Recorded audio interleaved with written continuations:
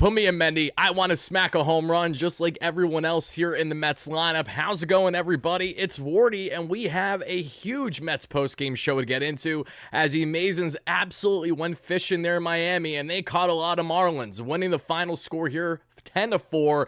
4 home runs were raked. Pete Alonso, more like Pete Alonso, big meat grand salami swinging. And we have so much a deep dive in this amazing matchup where the bats finally broke out after anemic first couple games in Houston. The pitching was as advertised outside of Danny Young. All the more reason as to why I'm still in favor of Genesis Cabrera over Danny Young in this Mets bullpen. We're going to break down to a T everything that transpired in this 1-9 inning today, folks, as well as getting into some key takeaways headlined by Pete Alonso, David Pearson, Starling Marte, the leadoff spot for Francisco Lindor, and bam, Brandon Nimmo, in which we have Mets fans pregame today saying to me, Wardy, why isn't Nimmo going back to the leadoff spot? And I told you guys it's so that way he can actually bat in a true cleanup type fashion. And we saw Nimmo get all of that baseball for one of the multiple home run hitters in this one.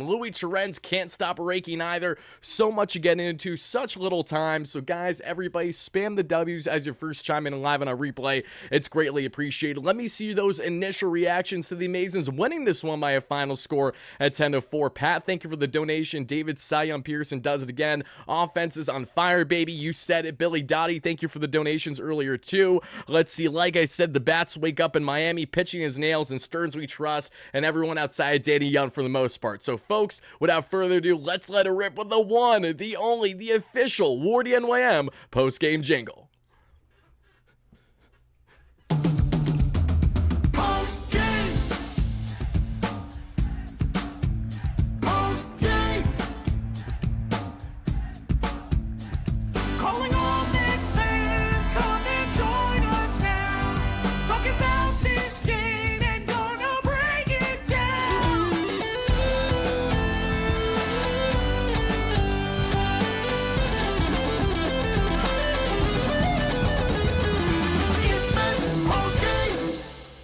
Shout out to my guys Greg and Jordan with the official WardyNYM post-game jingle. As always, everybody, how you doing, folks? For those that don't know me, my name is Tyler Ward, better known as WardyNYM, where I'm covering the Mets every single day throughout the course of not only the 162, but spring training, offseason long. We have you covered with Mets news, rumors, post-game breakdowns, pre-game breakdowns, watch parties officially beginning tomorrow, everybody. Get ready for this. I got to relay it once more in case you guys are first chiming in here. Starting tomorrow, we will have our first watch party on YouTube and through our friends in the Playback app. And in case you guys don't know Playback, it is linked down below. That way you guys sign in using your MLB TV subscriptions, and you're going to watch the game in real time with me tomorrow as we break down Kodai Senga versus Sadie Alcantara, as I share my raw reactions as a Mets fan and doing some play-by-play with each and every one of you, interacting in the chat. And in case you guys don't have an MLB subscription, that's fine too, because I'll simulcast this on YouTube throughout the entire game tomorrow, in which I'll be showing a scoreboard. So guys, check out playback.tv/WardyNYM, link down below. That way you can join our event for tomorrow's watch party, Mets Marlins game 2 of this series. So pumped up, can't wait to be there, and hope to see you guys there. But let's get back into this one, everybody, and let's break down what was a masterful ball game. Yes, I did just see the news on Garrett Crochet inking 6 years, $170 million on the extension with the Red Sox. Congratulations to my Red Sox friends out there, especially Robbie Hyde. I'm sure he's a kid at a candy shop right now doing a breaking news live show on it. Wish that was me when it comes to Garrett Crochet, but that's okay. No reason to complain whatsoever today. David Pearson gave us 6 strong innings, almost 10 strikeouts. The offense was infectious from start to finish in this matchup, everybody, and we're gonna break it all down right here, right now. Vinny, how you doing? Certified Random. Jason, Shrek's great member. Seamus, great member. Daniel Cap's great member. Mike Nixon, great member. If you guys become members on the channel, you get automatic shout-outs in every single live show, exclusive member content, including Q&A live shows with yours truly for only our members monthly, so be on the lookout for that, along with fun emojis to utilize in the chat, among other things. Kat, how you doing? Great member in here. We got Shreks, as I mentioned earlier. Steve Long, great friend and member. How are you? JR, great member. Haram, great member. Going up the list here. G Fletch, great member. Going up here even more. We got my guy Jets Media. Richie, happy birthday Eve, baby. I know you're turning the big... how old are you turning tomorrow, Richie? I don't even know the exact number, but I love you, my man. Hope you're doing well. Going up the list here. Andres, Rhoda, Jason, everyone and your mother, come one, come all. The Mets won this one by a final score of 10-4. Before we break it down, D-Mac with a $5 donation states the following: lots of run support. Peterson on the mound pleasantly reminded me of last year. It did, and even though Peterson gave up the long ball 1 or 2 times that we saw tonight, it didn't change from the fact that he had the swing and the miss and took complete advantage of an inexperienced and obviously a hungry young Miami Marlins lineup. But folks, without further ado, let's get into breaking down this ball game, because so many great things happened and transpired in this one. And be on the lookout, as I will have a video dropping early tomorrow for you guys in the AM, further reactions to this game, as well as some key headlines that we'll get into, further expanding on what is happening with the Mets roster construction, Francisco Lindor and the types of bat he is using or lack thereof, and a whole lot more. So be on the lookout for it. Josh R., thank you so much for becoming a member here on the WardyNYM platform. We appreciate you. But folks, this game kickstarts in the first, obviously, and in the first we see star-studded Starling Marte in the leadoff spot today. Brennan Nimmo staying in the 4-hole. Mark Vientos batting 5th. We saw Torrens a little bit up in the lineup. We saw Beatty there getting the reps at second base again. Acuna getting the start at shortstop, which was nice to see. Jose Siri, after what was an unbelievably impressive run where he scored it himself essentially against the Astros just 2 nights ago, he's back in the lineup for the Mets, and Jose Siri was once again a difference maker on the offensive end. Who would have thought? It's almost like he's a human highlight reel the way that I've been telling you guys since we landed him. Yoshima with the $5 holla says, offense woke up, watch out league, please launch Danny Young to the sun. It doesn't matter how many runs we win by. You'd think that everyone, their mother, had a torpedo bat today, the way that it was just flying out of the ballpark. But all jokes aside, everybody, Marte would strike out to begin the ball game, which set up right after Juan Soto's one and only hit today. Guys, you know things are going right in Mets land with this offense, and gives you a great glimpse into what this season can be, where Francisco Lindor doesn't get this start, obviously, coming in late to this game after the birth over the past night of his now newborn son, Koa. Congratulations once more to Katiana and the entire Lindor family, the future star shortstop 20 years from now in the Mets organization.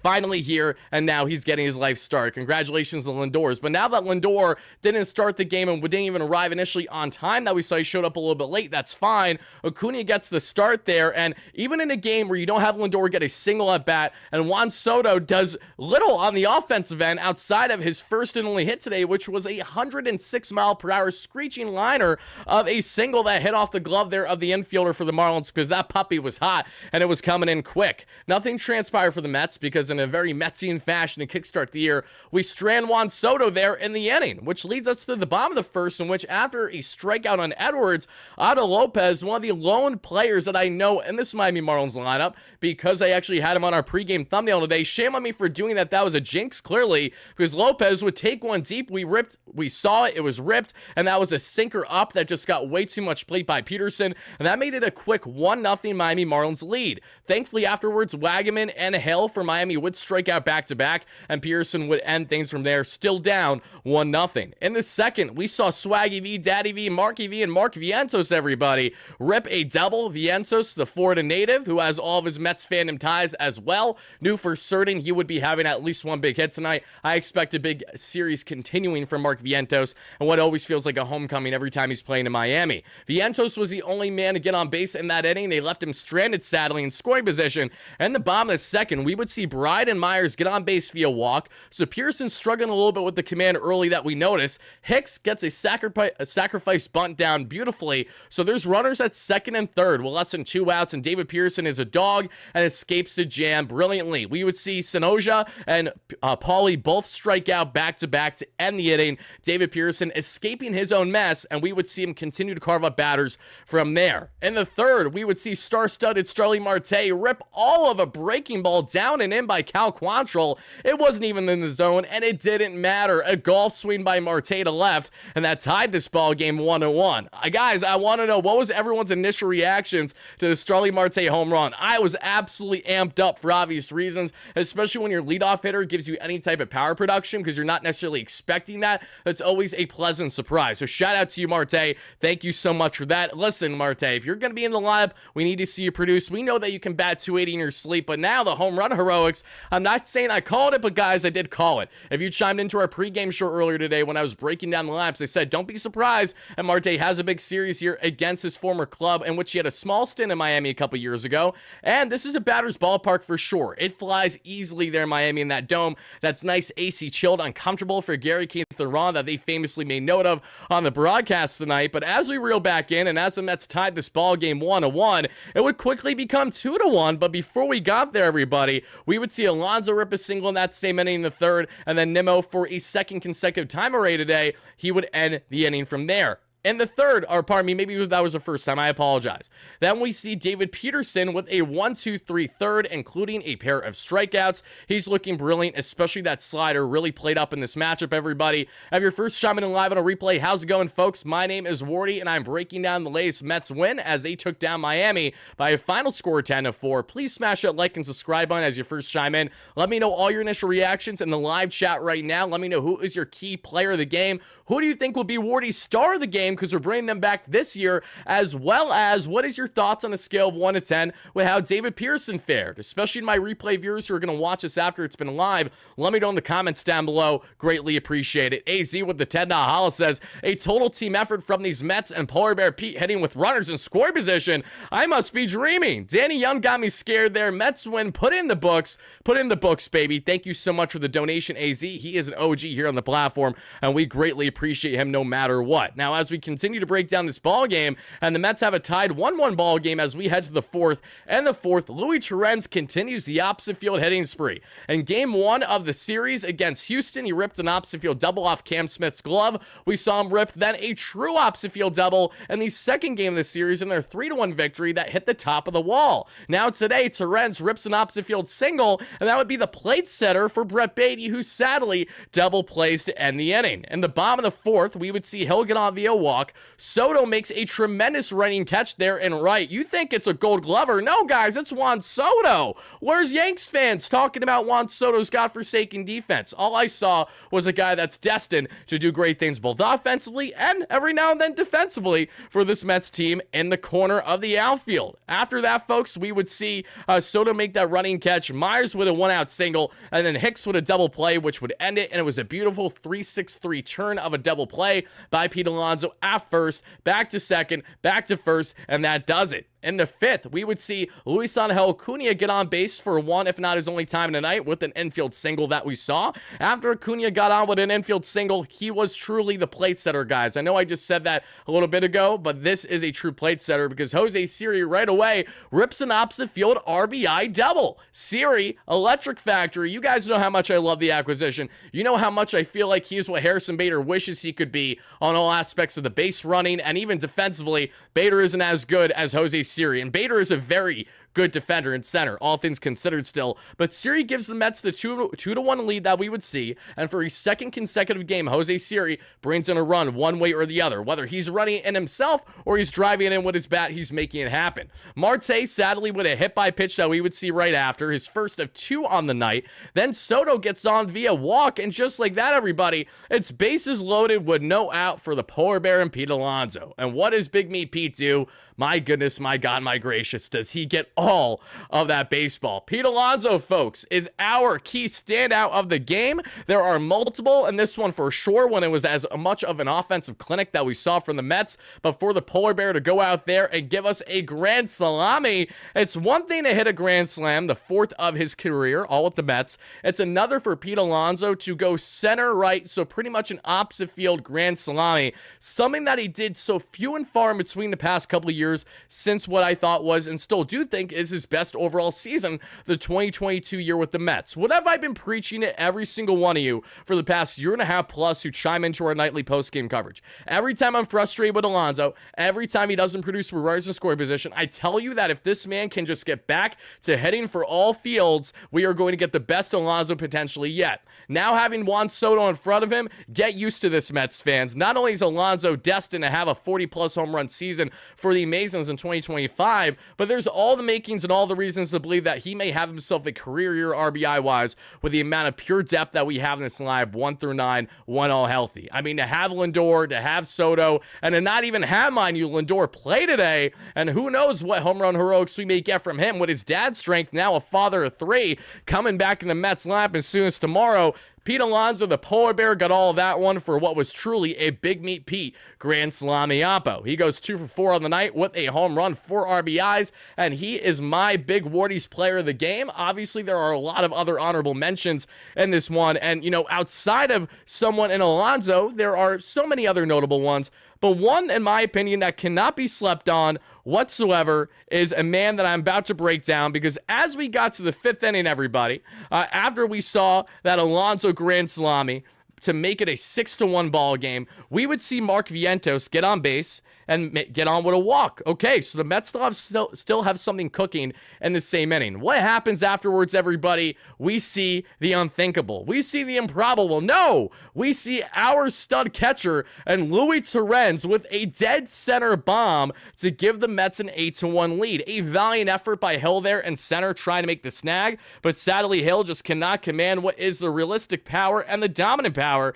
of one Luis Torrens. I can't get over the fact that Torrens has pretty much been an extra base hits god since the season has started. You know, we were all having our levels of frustration and concern naturally with Torrens getting the starting position. Not that we were overly concerned with what we were getting from Torrens, but also wanting to know is if this is going to continue. Torrens was tremendous when he was acquired for $100,000 in that trade with the Yankees last year before the trade deadline when Alvarez initially went down with injury. Torrens right away was an offensive dynamo for this team, hitting, going gap to gap as well, and now that he's back in the starting spot just like last year, he is stepping up to the plate and he's acting like a true #1 catcher for this Mets team. Not only can Torrens hit for all fields the way that we continue to see, but Torrens also has been a very rock-solid game caller. He's been beaten up behind the plate that we see, doing his best Francisco Alvarez impression, because it happens all the time to Alvy. And on top of it all, the guy can drill you out at second base probably better than anyone else in the league or close to. So Luis Torrens, you know, we talk a lot about the offensive dynamos that we got in this lineup 1 through 9, but can we please take a moment to appreciate what has been a great, a truly fantastic, a absolutely brilliant start to the season for our catcher in Luis Torrens, especially someone who's playing the vast majority of the catching position with Hayden Senger as a backup. This is nothing personal against Hayden Senger, but the reality that he is not a guy that is anything beyond really a noodle bat. Torrens' bat is clearly playing up enough to have you excited. And AZ, thank you so much for the $10 donation. AZ says, Siri is the epitome of you love him when he's on your team. I can gladly say he's a dog. I love his personality and electricity. It'll help this Mets team a lot. I 100% agree. Thank you so much for the donation, AZ. Love you, buddy. Next man up, indeed, BH. You 100% said it. Slaughterhouse says, Wardy forever, LFGM. No slaughter. You forever, baby. Thank you so much for that donation. We really appreciate you guys. And in case you guys don't know already, folks, we are giving away a Mets jersey when we hit 30. What are we at now? 34,000 subscribers? Are we at 33 or 34? I apologize. Well, I actually need to double check real quick on my phone. Switch that. Let's go over here. Okay, once we hit 33,000 subscribers, because we're just under 600 away, we're giving away a Mets jersey to one lucky winner that just has to chime into the live shows, and I'll give you guys further announcements. We already gave away 2 Juan Soto jerseys this year and 1 Juan Soto shirt jersey, because everyone wants something Juan Soto related, understandably so. But hit that subscribe button on your way and join the largest Mets community here on YouTube far and away, especially when focusing on just the Mets themselves. And thank you guys so much for doing exactly that. But Torrens is my key standing out of this one because he gave the Mets at that time in the 5th inning what we saw to be an 8-1 lead. And the Mets would win by a final score 10-4. And here's how. As we continue things on in that inning, Paulie with a 1-out double, and thankfully he would be caught between second and third, initially picked off by David Pearson with a heads-up play. David, an uber athletic, shortstop, starting pitcher that he probably wasn't initially known, but yeah, very quick, and we got that out there, and that was huge. Nothing else transpires in the inning. And as we get to the 6th, Starling Marte with his second hit by pitch, sadly, that we saw as Marte would take one right to the face, or close to. He would stay in the game, though, thankfully. No serious injuries, but not ideal whatsoever to have that run out on him. gave me a lot of fear initially that it would be something similar to what happened to Jonathan India with the Royals and Emmanuel Clase a day ago, which was terrible. Diehard Mets fan growing up, Jonathan India, for those that don't know. Soto then rips a double play right after, and Alonso would have walked, but nothing else transpires. David Pearson would go on to have himself a scoreless sixth inning as well, with a key strikeout to end the inning, and that would do it for David Pearson's final line, everybody. It would be as follows. Peterson gives the Mets 6 innings of 5, why do I have this all messed up? Ignore where it says 5P for 5 pitch. That's not what I meant to put. Did I meant to put that for hits? Let me just double check to see what the final line was. I meant to put 5 hits there, so please ignore me, everybody. Final line for David Pearson is 6 innings of 5 hit. We saw 2 earned run ball, 3 walks, 9 strikeouts. So I have the P there because I meant to put 89 pitches. So just disregard that. So 6 innings, 5 hits, 2 earned runs, 3 walks, 9 strikeouts. Really, really good outing for David Pearson. Now, the funny thing about Pearson is that this has been a continuation of him walking one too many more guys that I'm comfortable with in Miami specifically. In our pregame show today, we were breaking down how Pearson has fared against the Marlins, and 2 of his past 3 outings against them, he's walked at least 4 batters. So for whatever reason, Pearson has had himself working around the strike zone more than actually pounding it at times when facing a lesser Miami Marlin club, but that didn't change the fact from Peterson still having an absolutely dominant 9 strikeout outing for the Mets in this one. And guys, thank you kindly for smashing that like and subscribe on your way in. If you guys could help us get to 300 plus likes by the end of the live show, to 500 you guys watching live right now, and the thousands on replay, it would really mean a lot, and thank you so much for doing exactly that. But Pearson was nails. He was pretty much as advertised, and when we take a deep dive into his arsenal, the sinker was working big time, but so was that slider, which I had a lot to give. The sinker, though, which was 31% of his arsenal tonight, topped out 94, sat 92, changed up 24%, topped out 88, sat 84, 4-seam, 24%, topped out 95, sat 93, and that slider, which was brilliant that we saw. Just for some context, everybody, he had a fantastic percentage that we saw, especially swing and miss on that slider. Topped out 86, sat right around 85, and the curveball at just 8% of the arsenal tonight, we saw topping out at 80 and sitting right around 78. Guys and gals, I would love to hear from you guys in the chat as well as in the comments down below. On a 1 to 10 scale, how would you rate David Pearson's outing? For me personally, I'm going to give David Pearson with a 9-punchy, 2 earned run, 6-inning outing. This is a easy, in my opinion, 7.5 out of 10. The only reason why I didn't go farther is because it was 1 walk too many for comfortability for me, and 2, I know that we can even see Pearson do better than this. We can see Pearson go 7 shutty. We could see Pearson give us an 8-inning outing every now and then where he gives us 2 or less earned run ball. I have high, lofty expectations for Pearson this season. I do believe he will lead the Mets in innings eaten this year, and it's going to be because of quality outings like this that are going to help lead the way. So let's see what you guys have to say in the chat right now. Really, really appreciate it. We got a lot of 8s in the chat that I'm seeing, 8.2s, 8.5s. We're seeing 7 out of 10. So all within reason. We're all in the same exact range as to how we feel, everybody, and that's awesome to see. And as we continue to break down this ball game, folks, we would see fantastic things from the bullpen, not named Danny Young, but certainly in Huascar Brazoban, because Brazoban would come in for his 2nd outing this year, and for the 2nd time this year, is going out for more than 1 inning. And what is Brazoban doing in multi-inning relief?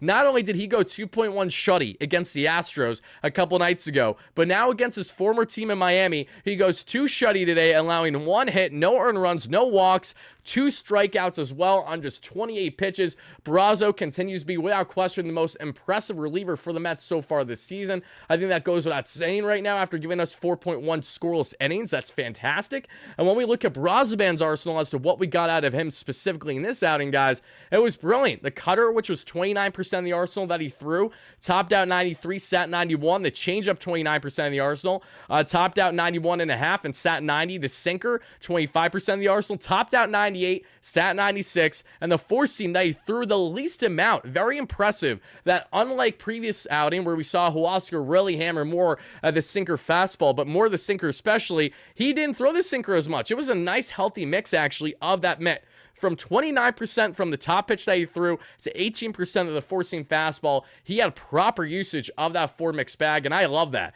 We saw the four-seam topping out at 97 and sitting 96. Huasca Brosban came to play tonight, baby, and we love to see that. Hopefully we get more of that from Brazo, because Danny Young was Swiss cheese. Buddy was absolute batting practice that we saw in the ninth inning, which frustrated me because I had everything set up for the show. I'm like, okay, Mets are going to win 10-2, and I shut down my software because I'm like, I'm not going to need to update the template. We're going to win 10-2, and then bam, not one run, but 2 runs score to make it, instead of a 10-2 Mets victory, it would be a 10-4 victory. That's because Danny Young in the ninth inning allowed 3 hits, walked 1, and allowed 2 earned runs. Did strike out 1, but Young's ERA to begin the season is at a 9 flat, whereas pretty much everyone else and their mother that's pitched out of the bullpen has been doing fantastic. The Mets had just under 13 scoreless innings until Danny Young had to go and mess up the whole darn thing. Prior to that, I believe, if I'm not mistaken, 12 2/3 innings at the least that it was scoreless innings for the Mets between guys like Huasca Brosban, Max Kranick, AJ Minter, Ryan Stank, Reed Garrett. Literally everyone, it feels like, was a positive contributor not named Danny Young over the past number of days.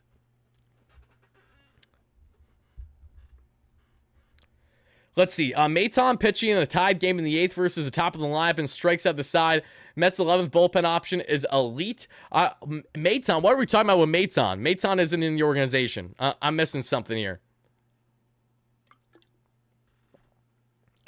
You guys crack me up in the chat. I'm just reading some of the stuff you're saying right now. It's hilarious.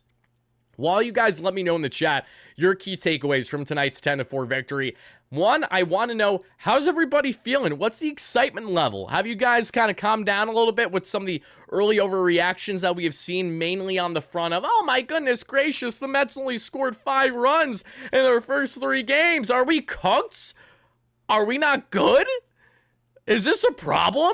Like, imagine being I'm sorry, I gotta call them flat out for what is. Imagine being the dumbass that went out of their way to comment on my pregame today, as well as my content the night before, saying, Mets suck, offense is terrible, not going anywhere, a continuation of the past. When, mind you, if you actually decide to care about baseball in the slightest, then you know that the Mets were top 7 in total offense last year. We're number 1 in offense for like a month and a half to 2 months throughout the course of the season. So how about you actually watch the games? How about you grasp the reality that this Mets offense has and will continue to be good?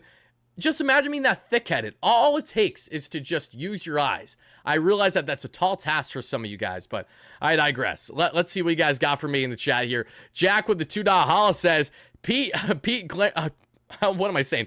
Pete Grand Slam. I love this effing team. LFGM, Jack. Love to see you, Jack. Love to see the positivity. That is what we're riding high on here on the WardyNYM platform, everybody. And guys, I have some very exciting news for each and every one of you. In case you guys have not checked it out already, we are doing Wardy Day at Citi Field this year, folks. We have multiple upcoming events at Citi Field this season that I will be relaying dates to you guys on a further date for, because we're just finalizing everything. But right now, we're doing a pre-sale priority list. What that means is, if you guys want to catch a game of Wardy this year in which you guys are going to get awesome pre-game access, exclusive access to things, it's going to be in a sweet fashion properly, and we're almost already sold out on the pre-order pre-list. And I will emphasize by saying that the tickets won't be cheap, but they won't be overly expensive either. I think they're a fairly happy medium, especially because you're getting more than just going to the game. With Wardy, there's a lot of awesome perks that come along with it. But guys, if you want to be added to the priority list, which means that you get first dibs when the tickets officially are announced, the date is announced, the prices, everything is dropped, you guys will be hit up first from yours truly via email. And all you have to do to get on our priority list is the following steps. Check out officialwardynym@gmail.com down below in the description. Send me your name and the amount of tickets that you have interest in attending for that event. I've been wanting to do this for the longest time. It's been long overdue, and we are finally making it happening. We're going to be having so much fun hanging out, not only doing games at Citi Field this year. We are in the current process of setting up watch party events as well, not just what we're going to do in the playback app tomorrow, but actual in-person watch party events at bars in New York and stuff along those lines. So guys, if you're interested and hanging out with Wardy at least one, if not multiple games this year, check it out down below. We appreciate you.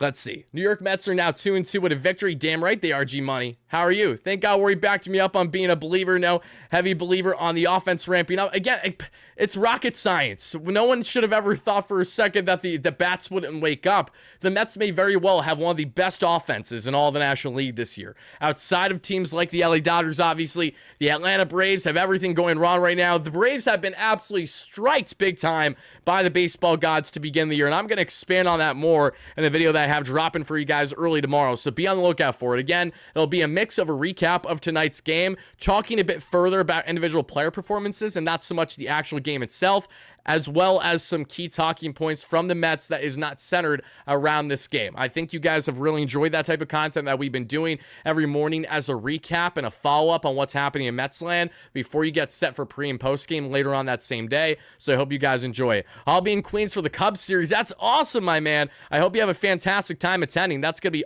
really sick. The highlight loop looks awful, repeating 1,000 times, not a good look. Well, you shall, thankfully, the thousands outweigh the one here, my friends. So I apologize that you don't enjoy it, but a lot of others do. And a lot of people actually go out of their way to chime in specifically because they enjoy the fact that they get the taste of not only a talking head like myself, but also the visuals, including active highlights throughout the course of the game, which I spend a decent amount of time every single game setting up. So apologies that you don't like it, but it's not going anywhere. So either disregard it or just watch other types of content and you'll be good. Let's see. Wardy, what are your thoughts on the Acuna 3-base sprint? I'm loving Acuna, and I'm loving the way that this man is running. I mean, he just bolts. I said it in our pregame show earlier today, what you guys can expect, especially towards the bottom of the lineup with Acuna, with Siri. These are lightning rods. If they put the ball in play, they're going to be bolting all over the place. When can we talk with you? You have, pardon me, let's see. When can we talk with you, Bird? We will be doing, we are going to be doing a call-in show as soon as over this next week will be our first one. Our goal is to be doing call-ins once a week, if not once every other week. The only reason why they're easier said than done to Swain is because there's a whole process behind setting them up, and also being a full-time dad, I'm limited as to how much time I have at night sometimes, and I don't want to say no to you guys when you call in, so that's why I usually let them go on for even north of 2 hours when we do the shows, but I just don't have that availability as often as I'd like, so that's why we bring them in a sprinkled fashion, either on a weekly basis once a week or every other week. But rest assured, you will be having your opportunity to call in, and I will let you guys know in advance the nights that we will specifically be doing callers. Sometimes they may be more last minute though, because I can't predict the results of a Mets game. I may say beforehand, all right guys, we're going to do callers tonight on our community tab, and then bam, we come to find out the Mets lose 4-0. There's nothing to talk about, and are you really going to just call me to rant about something that will be irrelevant a day later potentially? I think it's better suited for especially when big games happen with either big wins or big losses, so we'll make it happen for you guys, don't worry. Stearns can trade for another starter, but he won't. There's no rush for him to do that whatsoever. Mr. Delightful, great member. How are you? Rebecca, great member. Thank you so much for chiming in, guys. We appreciate you. If you guys are chiming in live on a replay, we're breaking down the latest in Mets land as they took down the Miami Marlins here by a final score of 10-4. Oh, no, Daniel. See, with all due respect, I think that's a very casual take.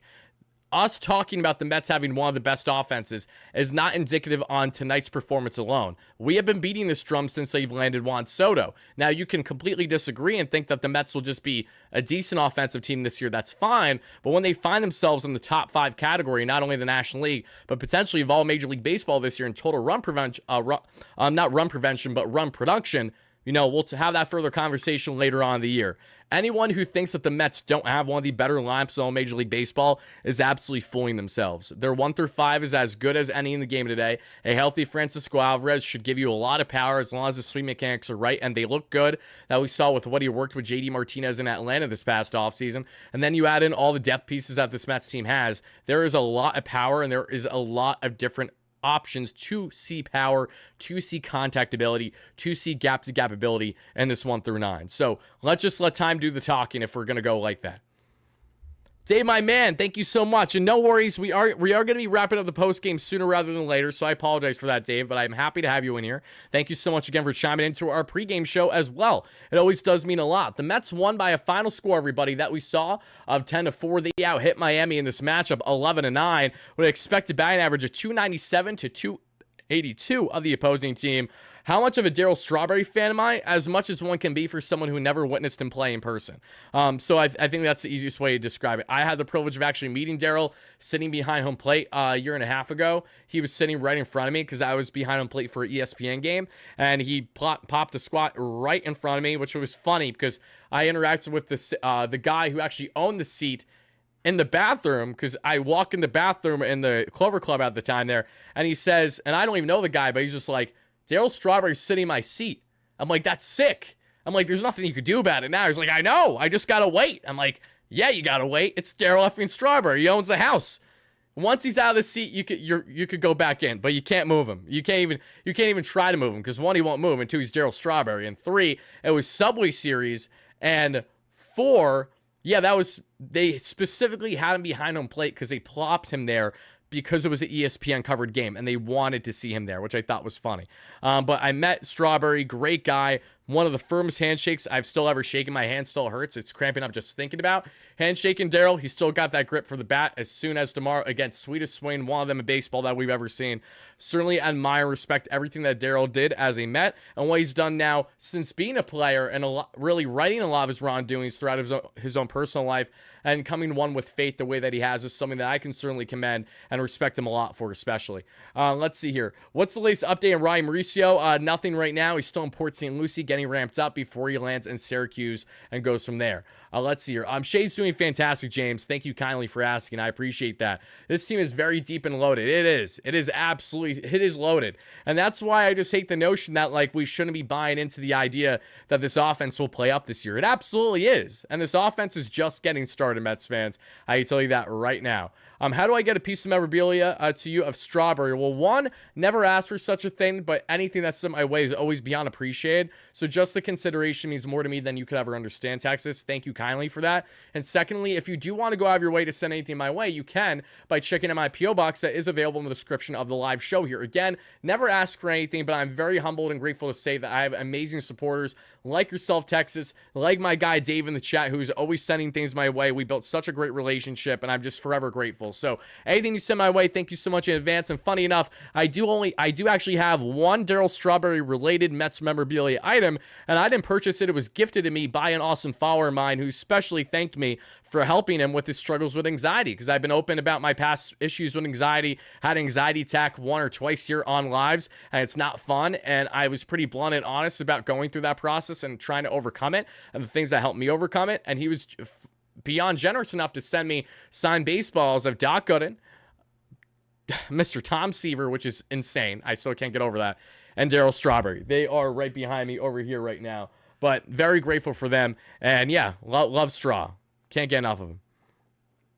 Let's see. Today was low-key our first home game. That crowd, oh, it was fantastic. And speaking of first home game, everybody, one of the final things I'll say before I get out of here is as follows. I will not be attending the Mets home opener as much as I wish to be there. I will be covering it here on YouTube. The Saturday game I'll be covering in a hotel setting, so apologies in advance if the setting isn't ideal. Sunday we'll be back in a normal setting. And then the Miami Marlins series at home, April 9th, barring changes, I will be attending that game for my first Citi Field game of the year. So be on the lookout for that, everybody. That's going to be a lot of fun, and I think that's a 1:10 game, so we'll be doing a post-game show live from Citi Field directly after the game. Already have everything set up there, barring changes, so we should be good to go. We're going to have an absolute blast, so be on the lookout for that, everybody. And the final thing before I get out of here to show you guys, in case you haven't checked it out already, and this was from earlier, and I'll reiterate once more, guys, WardyMLB is officially upon us. I've started a MLB-wide YouTube channel where I share my raw and honest takes on various things across Major League Baseball.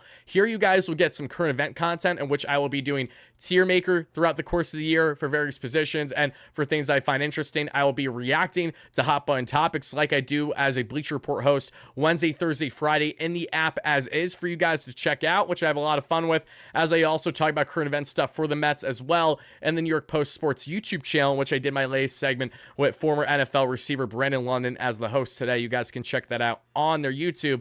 But I've been branching out to do more MLB-wide content. I'll be dropping at least 2 videos, if not more, every single week. We just dropped one on, are we glazing Shohei Ohtani too much? Yes, it is a great discussion. No, I do not hate Shohei Ohtani. Yes, I understand that naturally there's going to be fans that don't even watch the video yet and think that I'm, calling the best guy in the league, a bum or something. farthest thing from the truth. I thought it was a really interesting discussion to have. Check it out if you guys haven't already. At WardyNYM. Help us get to 1,000 subscribers for our first short-term goal there. We're already almost halfway there, just a video or so in. So thank you guys kindly. It really does mean a lot. And Kevin Weiss, thank you too. I appreciate that. I hope your oldest is handling it well. Again, anxiety is never fun. It's never easy. And it's one of those things that always just comes back to creep up on you when you least expect it. But how you overcome it is just by realizing, one, you are in full control of yourself. And as soon as you turn off that fight or flight to go from thinking that, oh, I'm in danger, that this is a concern, to you're fine, your heart's racing because you got yourself worked up, but there's nothing to be concerned about. Once you can really grasp that mental strength with yourself to have that self-reflection, to understand as to how you got in your predicament anxiety-wise to begin with and how to get out of it, that is what really helped me and continues to help me in my moments, because they spark up. Even sometimes when I'm at Mets games, it happens. Like, again, shit just happens sometimes, and you got to go through it in life. I'm doing the best that I can here. Let's see. And Maj, thank you so much for subscribing. I appreciate that. Thank you, guys. But folks, that is going to do it for our latest live show. Yes, I will talk more on the likes of what is happening with Jose Alzcar and Alexander Canario. We have a lot of key updates that I will be sharing in separate content from this, so be on the lookout. It'll be dropping early tomorrow morning for each and every one of you. Until then, folks, have a fantastic rest of your night, day, evening, whenever you're watching this. And this is your guy, Wardy, signing